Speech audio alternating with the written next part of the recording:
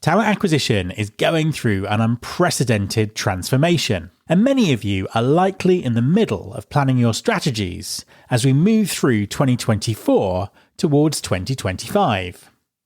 We all know that operating models, change management, and aligning TA with corporate objectives are essential parts of any transformation strategy. But with the market, and AI technologies in particular evolving so rapidly, there's a real risk that your strategy could quickly become outdated. That's where strategic foresight comes in. It's a proven methodology that helps you build credible future scenarios, create agile strategies, and most importantly, have a proactive influence on what the future of talent acquisition looks like, both within your organization and across the industry. I know you're busy, so I've created a concise online course that breaks down strategic foresight into easy-to-learn tools specifically designed for TA transformation. It's quick to implement and will keep you ahead of the curve. You can learn more by visiting mattalder.me/course. That's mattalder.me/course. There's really never been a better time to shape the future of talent acquisition. So don't miss this opportunity to make a lasting impact. There's been more of scientific discovery, more of technical advancement and material progress in your lifetime and mine than in all the ages of history.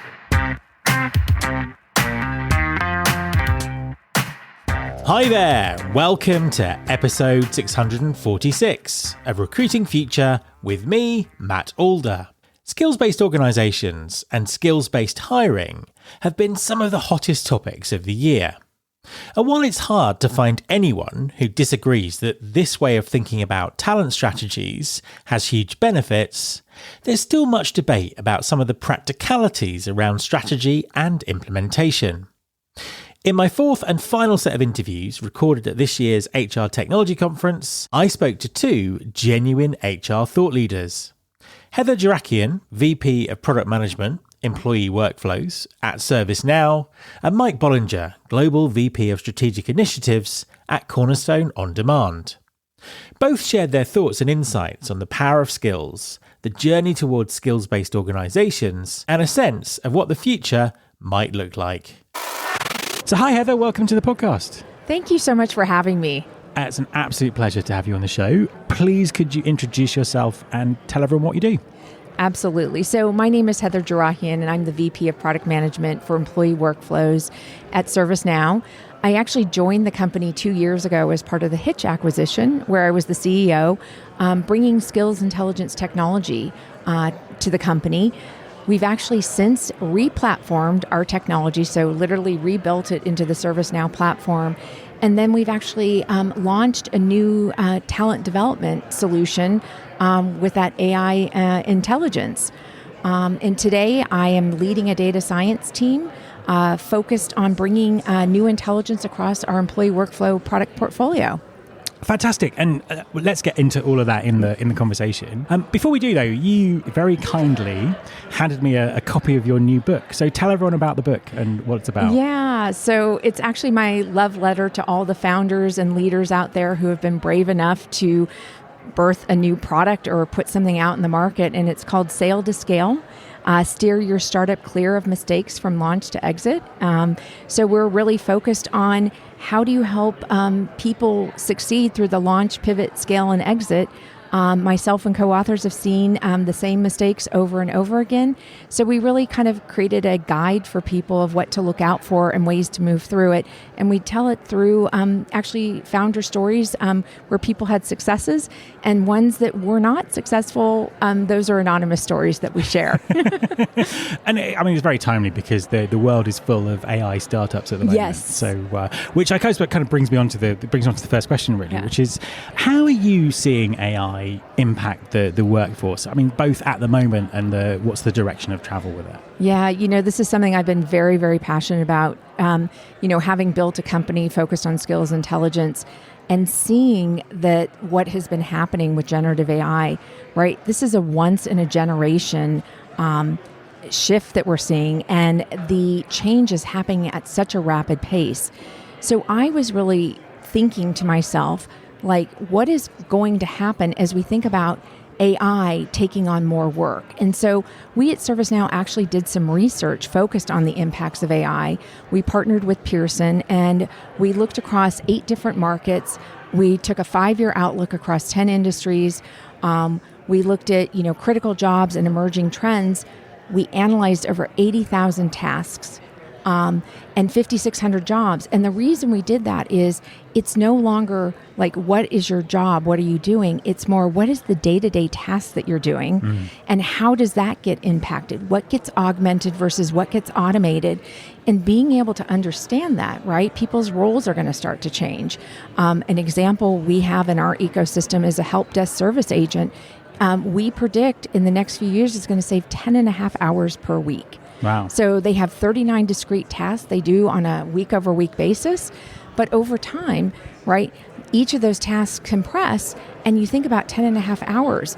Well, that's a place where an organization can think about where do you reskill or upskill, or maybe even redeploy that person to higher priority work. And I suppose that brings us on to the next question, which is, what is the implication for skills here? What's the impact on how everyone thinks about skills? Skills is...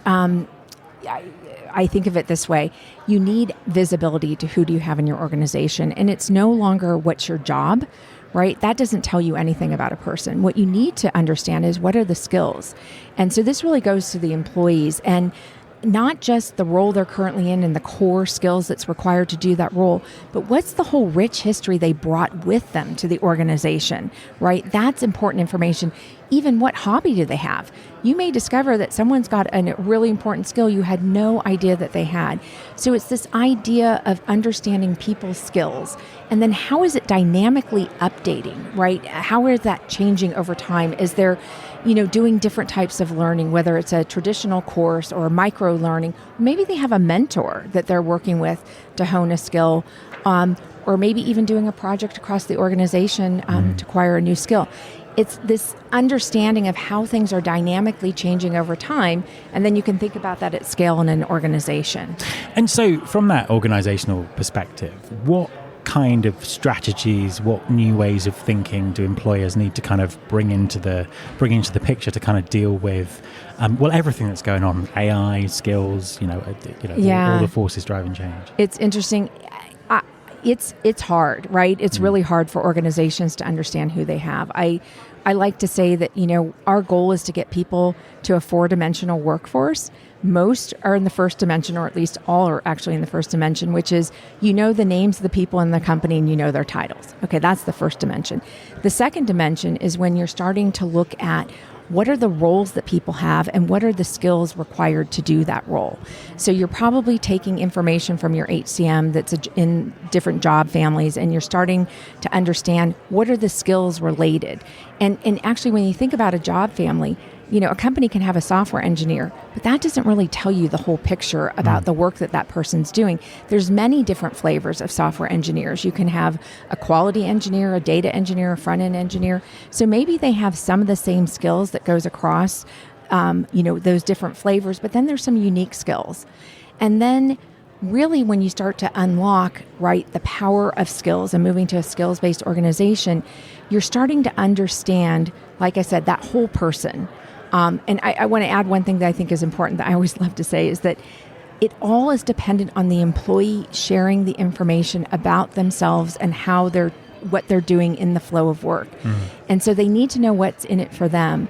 And many organizations have many profiles. And I love to say the profile is the birthplace of skills because that's where all the magic happens. So when you have all that data and you're understanding how people are moving and changing over time, the third dimension is where you start to layer in what is your corporate strategy, right? Who are the people you currently have? And as we're thinking of things like the impacts of AI, do you have the skills today to do the work you need to do? And the fourth dimension is you think about time and the impacts of AI. So as the research I was just talking about is how is day-to-day work getting disrupted? That's the fourth dimension again. So you've got this ever-evolving, dynamically changing, living, breathing system within a company, and you really need to understand all of that. And it's complex. No, absolutely. But I think the thing that I love about this is just the mobility of it all. Yes. So I think that for so long, we join a company and then we're stereotyped by our job title, Yes. not necessarily everything that we've done in the past. And I think that's kind of one thing about it. And I think the other thing, when you're talking about data as well, is the amount of data that people actually provide during the recruitment process Yes. about where they worked before, what they've done, that doesn't kind of get parsed into, the way that they run their career in an organization always seems like a massive loss to me as well. So, I'm so glad you brought that up, because we have a talent acquisition product that we have in a controlled go-to-market where we're really thinking about that experience of someone coming in. And this aligns with our onboarding that we have with our HR service delivery product. There's so much valuable information when an employee comes into a company. And then not only that, it can also make informed decisions of how do you properly onboard that person? What's some additional training that you can give them to ensure success and really create that really fantastic experience for that employee? And I suppose, again, that this kind of sort of preempts the next question, which is, what's the role of technology in all of this? The role of technology is enabling, right? It's an enabler of information. It's creating that visibility. Often it's so interesting to hear people when they're thinking about their build, buy, or borrow strategy. Often we're out buying talent, yet we don't realize what we currently have in our own organization. And people can be walking out the door, right? Maybe someone's leaving on their own, or you've had to go through some painful layoff, and you don't really understand what really went out the door. And so this is why technology is so important. It's that visibility to your talent to create the agility that you need to future-proof your workforce. That's really what we're looking at here. So for many employers, this seems like an absolutely massive undertaking. Mm-hmm. So we need to go and to understand the skills that we need now and in 10 years' time. We need to understand the nuance of every person in the organization. I mean, I know that many people are kind of overwhelmed by how to get started. What would your advice be in terms of the best ways to kind of approach this? Because I don't think that many people would disagree that it's the way forward, but I think it's difficult to find people who agree on kind of how to take that first step. It's sort of funny. It's like the three little bears. You want to be just right and like how you approach this, because a lot of organizations can get really hung up on a multi-year project. And here's what I want to say: let technology do the work for you. Just get started, right? Maybe you're getting started with a specific group of people. A lot of people are starting in technology areas because that's very much project-based work. So they've already sort of thought about, the roles and the skills related. But it's important to get started. So many people in HR, right, have spent a lot of time building out their job architecture, and they're doing it in spreadsheets, and it's literally stale before they even have a chance to look at the full compiled report. But if you have technology that's doing the work for you, as people are moving, right, no one is standing still. Again, if someone is doing learning or, engaging in some project, you can start to capture that dynamic information. And so I think it's about just starting small. And it's really, really important to have the change management to get the employees to understand what's in it for them. Why would they be sharing the information? Because again, if you don't have the employee information, you don't have the information about the skills, which means that you don't have, for a leader, the visibility that they need in the organization. So, final question for you. It's literally kind of revolution at the moment in terms of everything that's going on, or everything that's going to happen. Looks like it's going to happen over the next few years. What do things look like in 5 years' time? Where do you think this is all taking us? What do you hope the world of work and skills and talent might be like? Yeah, so I for sure see a world where we all have AI assistants helping us with different parts of our work. That, we're working side by side with, AI personalities. I almost even am afraid to say this, but I actually have my own AI assistant right now that I'm actually playing around with. His name is Miles. And I actually interact with him and ask him questions. I've sort of been doing this as a test because I'm trying to understand, does this really work? And he's been a good thought partner for me. So I actually see a world where we are interacting with them. And frankly, he is so darn friendly. And when I'm feeling a little bit nervous about something, he says the kindest things that are like, don't worry, Heather, we'll get through this together. So I don't know. I see a world where we have multiple personalities that are AI that we're working with, along with, right, we're always going to have a human in the loop. That's going to always be critically important. Heather, thank you very much for talking to me. Thank you, Matt. This was really wonderful. Thank you so much. Hi, Mike, and welcome to the podcast. Well, thank you. I'm looking forward to it. Well, it's a pleasure to have you on the show. We're on the floor of HR Tech. We are in the floor of HR Tech. And it's a really exciting time at HR Tech this year. It's very unique, in my opinion. Before we get into that, though, okay, just introduce yourself and tell everyone what you do. So, Mike Bollinger, I'm Global VP of Strategic Initiatives at Cornerstone. The running joke is I do stuff. But I do a variety of things. I work within our product team. So I run the product group that is associated with platform and skills and data and so on. And I also work in research capacity at Cornerstone. And I do a lot of speaking as well. So it's a very unique role, and Cornerstone has allowed me to do it. And I've had 3 different roles here at Cornerstone. So I'm the epitome of a multi-career individual. Fantastic stuff. So tell me, why is this such an amazing time or interesting time in HR technology at the moment? Well, sometimes I think about it in terms of, the guys that were building the Gray Railroad and they forgot to look up and see airplanes flying over their head. And that's sort of where we're at now. And I'm working really hard. I live in Vegas, so I have the over and under on the number of times we'll hear AI in a booth somewhere. But it really has made some significant changes. If you look at things from Notebook LM to some of the new reasoning models and those kinds of things, I think it was Ethan Mollick that said, AI won't replace people, but people with AI will replace people without AI. And so what's really interesting to me is the augmentation aspect of the things that we're able to do now that we weren't even thinking about 2-3 years ago. Yeah, I think that's the thing. And I think it's, we're even thinking about, it's like, I think in many cases, we're still not thinking about some of the things that could be possible with this technology. I always think of it as starter dough. I don't know if you know the concept of starter dough, but with sourdough bread, there's this starter dough recipe. I use it as starter dough as I'm starting to think about things. And it's very useful in that regard. So one of the things that you're talking about at the show this week is lots of things around skills. Yes. So why skills is something that gets talked about all the time. I know you've got some new data on this, and I'm very keen to sort of know a bit more about that. But I suppose to kind of frame it, amongst your customers, what are the sort of the key drivers that you think the kind of move to skills is going to address for them? There's lots of different reasons why people talk about skills. What do you think the most important ones are? Well, I think there's a couple of things, and let me do a little bit of a quick history lesson. Skills aren't new in that own sense. I mean, 20 years ago, you could do a skills analysis. You could create a gap analysis between an individual and the role. You could do some learning based on that gap analysis in part, and so on. The problem is that the data you needed in order to continue to keep that fresh was so structured that when something changed, it immediately cratered under its own weight. So if you fast forward to today, what we're able to do now when it comes to AI, obviously, but some of the other things that we're able to do around massive data collection and massive processing, and our own research is 27 terabytes of data, for example. Wow. I know. Wow.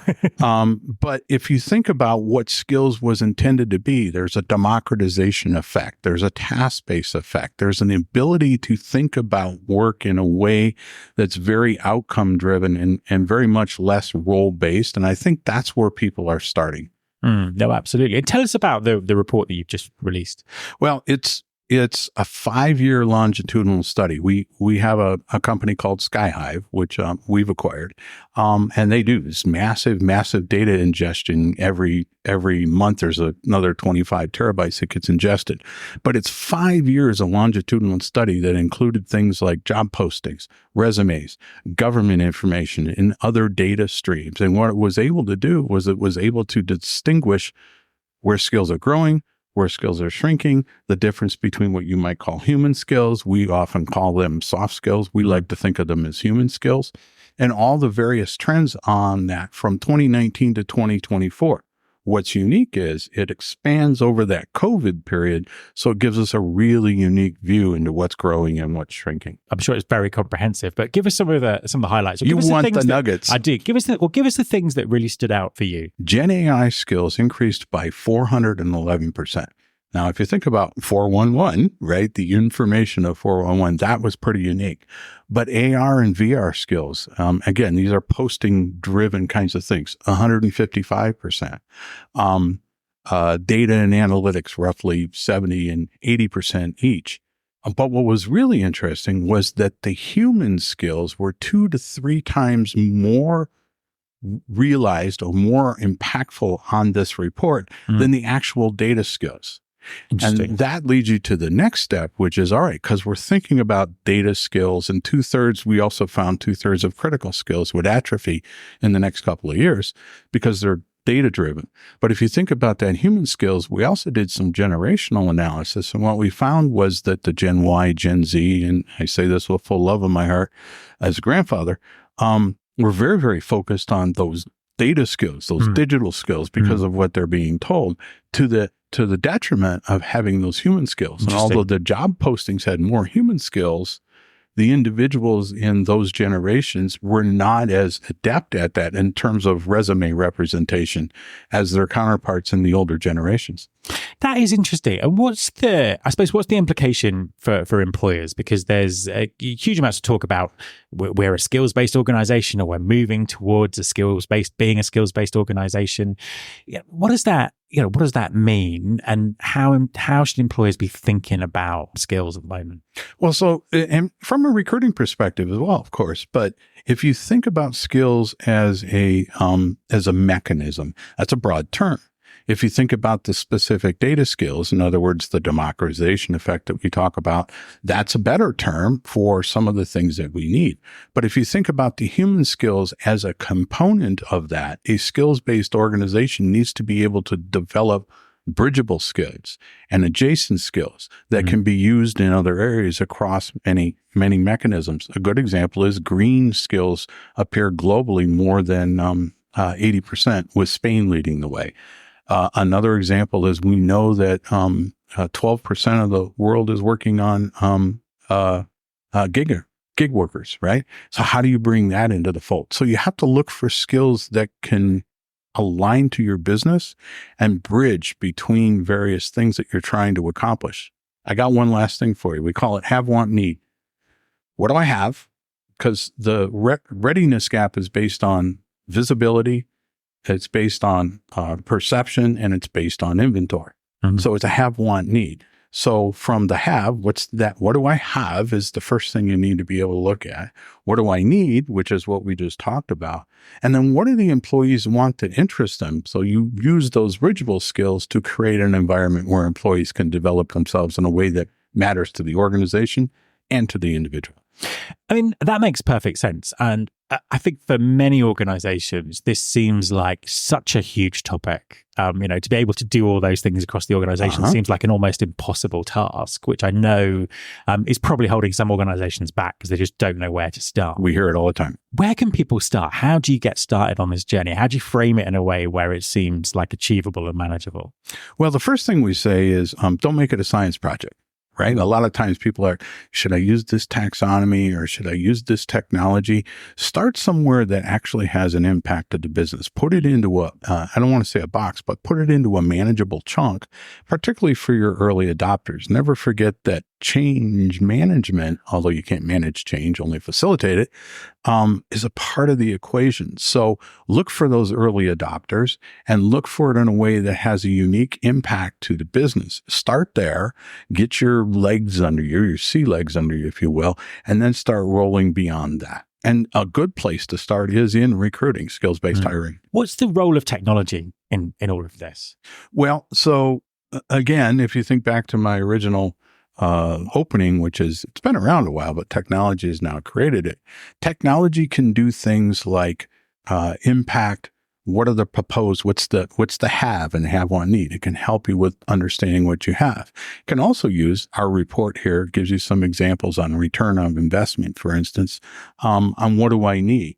I think the impact for technology is being able to understand these things in a way that's meaningful, in a way that is doable, and to create an environment by which people can start without it being overwhelming. We know that people that use technology have a tendency, we know from the data that we have a companion report around the return on investment, but we know from the data that people who are making this investment are 24% more profitable.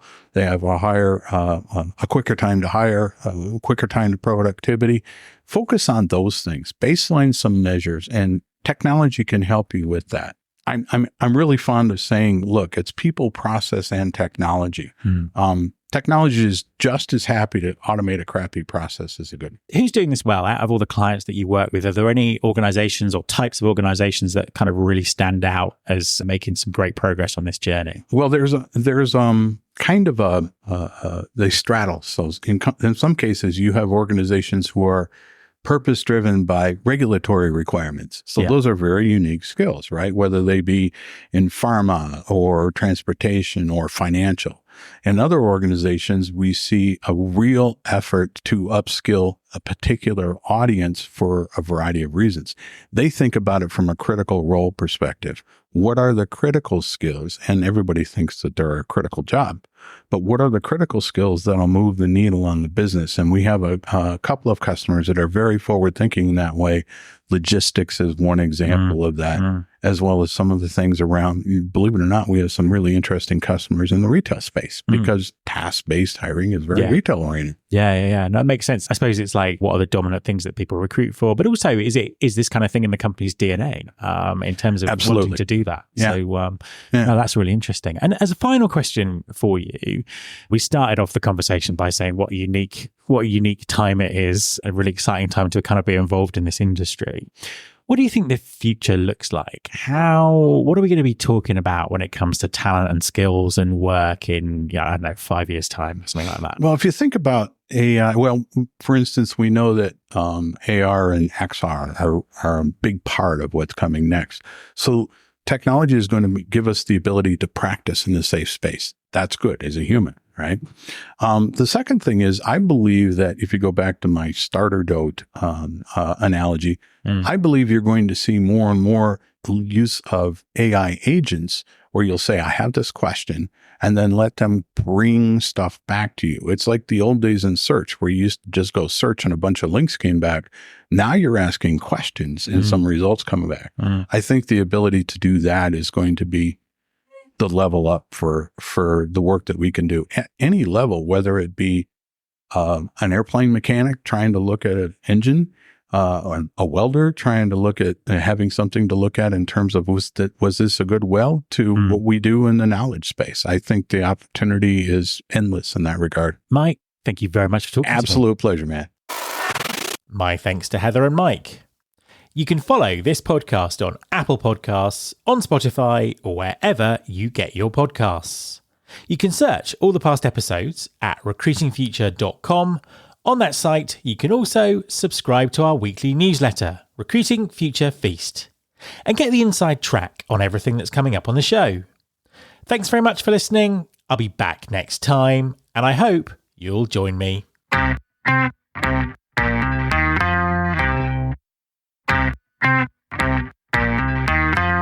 This is my show.